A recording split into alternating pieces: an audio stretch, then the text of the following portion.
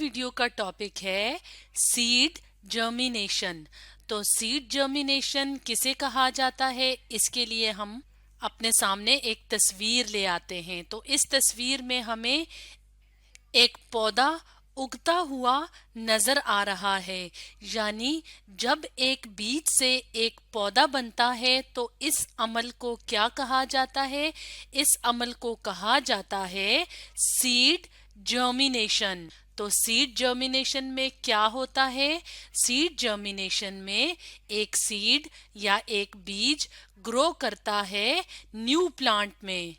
तो इस new plant बनने के अमल को सीड जर्मिनेशन कहा जाता है। यानी सीड से जब एक नया पौधा बनता है तो इसको सीड जर्मिनेशन कहा जाता है। तो इसके लिए सबसे पहले क्या किया जाता है? बीज को जमीन में बोया जाता है। तो जब एक बीज को पानी यानी वाटर, इसके अलावा सनलाइट यानी सूरज की रोशनी, अगर हम यहाँ पे ये सूरज बना दें तो सूरज की रोशनी जब बीज को मिलेगी, इसके अलावा एयर यानी हवा, तो जब ये चीजें बीज को यानी सीड को मिलती हैं तो सीड क्या करता है? ग्रो करने शुरू होता है और एक पौधा बनाता है। तो इस प्रोसेस को सीड जर्मिनेशन का प्रोसेस कहा जाता है। तो सीड क्या होता है? अगर हम इस तस्वीर में देखें, यहाँ पे हमें एक फ्रूट नजर आ रहा है जिसका नाम है एप्पल यानी सेब। तो इसको अगर हम काटें और यहाँ पे देखें तो हमें इस तरह के छोटी छोटी सी चीजें नजर आती हैं जो क्या कहलाती हैं? सीड कहलाती हैं यानी बीज कहलाती हैं। तो इस तरह से बाकी के फ्रूट्स में भी मुख्तलिफ तरह के सीड्स या बीज मौजूद होते हैं। तो अब हम देखेंगे कि जो सीड जर्मिनेशन का प्रोसेस होता है उसमें कौन कौन से स्टेप्स होते हैं, या हम यूं कहें कि सीड जर्मिनेशन के प्रोसेस में कौन कौन से मरहले होते हैं, उसको हम वन बाय वन करके डिस्कस करेंगे। तो सबसे पहले स्टेप में क्या होता है कि बीज पानी को जज्ब करता है और थोड़ा नरम हो जाता है और सूरज की रोशनी को भी लेता है, इसके अलावा हवा को भी जज्ब करता है। तो उसके बाद क्या होता है? उसके बाद सीड ग्रो करने शुरू हो जाता है। जैसे कि अगर हम यहाँ पे इस फर्स्ट स्टेप में देखें तो क्या हो रहा है? हमें बीज के अंदर से छोटा सा सब्ज रंग का एक हिस्सा बाहर को निकलता हुआ नजर आ रहा है। जब बीज इस तरह से हो जाता है तो इसका मतलब है कि अब बीज क्या करेगा? ग्रो करना या बढ़ना स्टार्ट होगा और इस ग्रोथ का एंड क्या होगा? एक पूरा नया पौधा। तो सबसे फर्स्ट स्टेप पे क्या होता है? बीज ग्रो करना शुरू होता है जब पानी, हवा और सूरज की रोशनी बीज को सही तरीके से मिलती है। इसके बाद हम अगले मरहले पे आते हैं।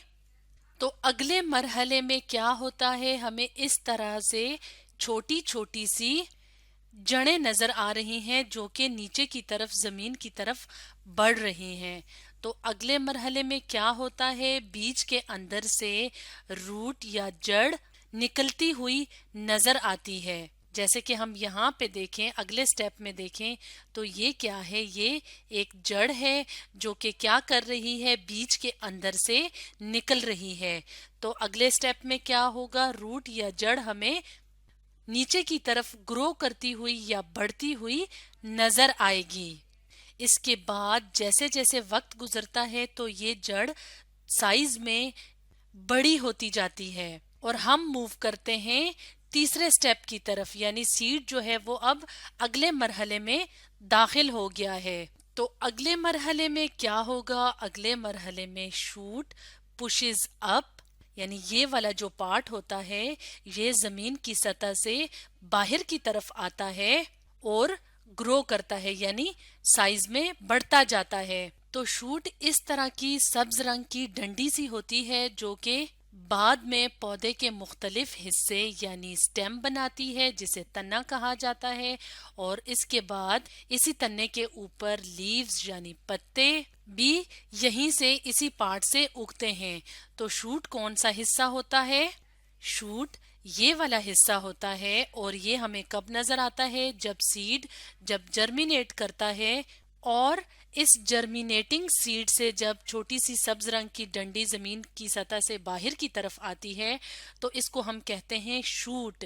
اور جیسے جیسے وقت گزرتا جاتا ہے تو اس شوٹ کے اوپر چھوٹے چھوٹے ہمیں پتے نظر آتے ہیں. تو اس کا مطلب ہے کہ شوٹ کے اوپر گرین کلر کے یا سبز رنگ کے پتے بھی اگتے ہیں.